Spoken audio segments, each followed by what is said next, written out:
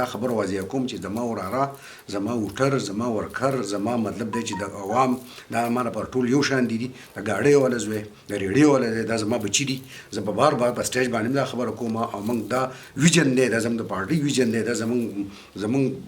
موږ په دې باندې وټه غسته قوم نه چې د طاقتور او د کمزور لپاره یو قانوني نن موږ الحمدلله د خپل قوم ته خو چې واقعي چې موږ په خپل مخیب کې هغه شانتیو چې کوم مته تاسو ته مخامخ خو زه په بار بار اکثر وایم چې زما د کور څنګه سوچ کوم دا شان زه د دې په عوامو سوچ کوم زه چونکې جمعې ورځ به عاصم پابندي ده چېرې وتل نشته نو موږ به کور کې ناستو نو بل سوشل میډیا نه خبر شوم چې یاره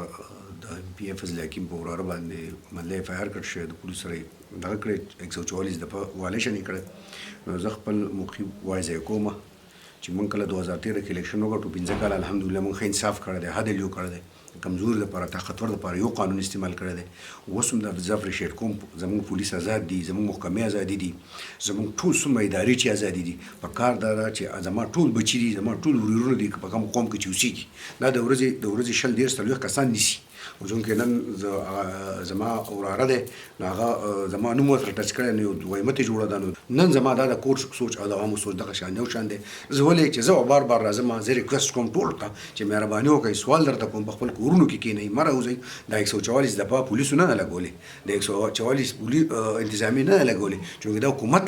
لګولې ده حکومت صوبایي حکومت لګولې ده او د صوبایي حکومت پولیس مشینري ده دا زموږ دپاره کار کوي دا زموږ دپاره ډیوټي کوي نو زه اپریشیټ کوم ټول پولیسو چې دغه شانتې به دې سخته کې لګیا دي به دې تکلیف کې لګیا دي زه بار بار باندې تاسو ته میډیا ته مخامخ کېږم چې مهرباني وکړئ د پولیسو سره او تاسو تعاون کوئ تاسو د انتظامیې سره تعاون کوئ د ډاکټرانو سره تعاون کوئ په خپل ځان رحم وکړئ نو زه نن بیا هم هغه خبره کوم کوم چې مې پرون کړې ده کوم چې بابا اوس کړې ده چې انشاءالله تعالی چې پولیس طاقتوري زموږ حکومت په طاقت وري چې انتظامیه طاقتور زموږ حکومت په طاقت وري چې هیلث محکمه طاقتوري زموږ حکومت په طاقت وري دا زموږ مشینریانې دي دا زموږ محکمې دي دا موږ اپریشیټ کوو ځکه چې دا فیصلې زموږ دي د دوی ذاتي فیصلې نه ما په کار دا ده چې موږ د دوی سره تعاون کوو عوامو سره تعاون کوو زه ریکویسټ کوم ټولو خلکو ته بیا وپیره چې مهرباني وکړئ په کورونو کې کېدی که دا پولیس راځي که دا نور انتظامیه ده که څومره ای ټو زیډ د حکومت مطلب چې مشینري ده دا صرف او صرف د دې لپاره په باندې هم سخته ده چېرې تاسو مطلب د ځان بچ کوئ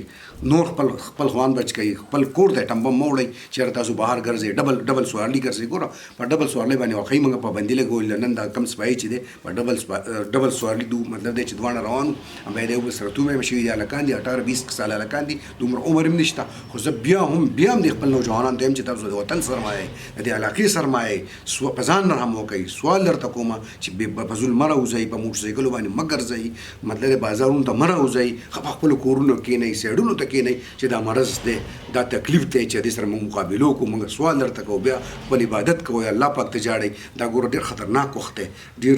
الله دې نه کړي الله دې نه کړي ګوره پرون زموږ په سوات کې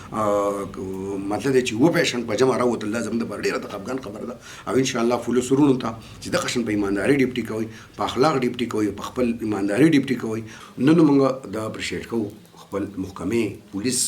انتظامیه چې موږ آزاد مطلب عدلیه آزاد څنګه چې آزاده ده دغه شانتې پولیس آزاد دي دغه شانتې مطلب زموږ انتظامیه آزاده ده لکه مخکې به تاسو کتل چې پولیس باندې به دباو په یو شي به دباو موږ بالکل فری هینډ دی چې زما هېڅ خبرې نشته زه به بار بار دا خبره کوم چې زما دپاره گاډۍ والا زما دپاره ریډیو والا زما دپاره خپل زوی زما دپاره خپل وراره دا ماته دغه شان د یو لاس ګوتې لکه څنګه چې زما په دې لاس کې د 15 ګوتې دي او زه دا هم وایم چې هېڅوک به انشاءالله تعالی پولیس نه مطلب دی چې دباوئ نه به په هغو باندې سیاسي اثر رسوخ استعمالېږي د هغو چې عدل او انصاف په کار دی چې وکړي چې څنګه د عام سړي سره کوي دغه شان زما د وراره سره زما د زوی سره زما د ورور سره زما سره دی او دغه شان د عرب سره زوی چې څومره مې انشاءالله تعالی اول قانون به زه خپل ځان نه شروع کوم چې کله زه ځان نه شروع کوم ماته به ډېر اسانه شي نو زه دا هېڅ مطلب دی ماته دا پرابلم نشته زه ډېر زیات خوشحالېږم په دې وجه باندې حضرت عمر رضی الله عنه خپل زوی له کوړې ورکړې د دنیا مطلب که عدل او انصاف یې کړو نو که موږ دا وکړو موږ د الله نه شکر وایو چې الله پاکه ستا لاک شکر دی موږ د خپلو عوامو سره واده کړي ده موږ جنون جذبات لرو نن په باندې امتحان راغی په هغه امتحان کې زه کامیاب شوم ځکه کامیاب شوم چې زه عدل او انصاف چې هغه په سټیج باندې وباسم په میډیا باندې وباسم عمران خان یې وباسي زموږ چیف منسټر یې وباسي نو انشاءالله تعالی دا به زه ټول قوم ته منخایو او ښوولي هم ده چې عدل او انصاف د ټول نه بهترین شی دی په معاشره کې ډېره مننه ډېره شکریه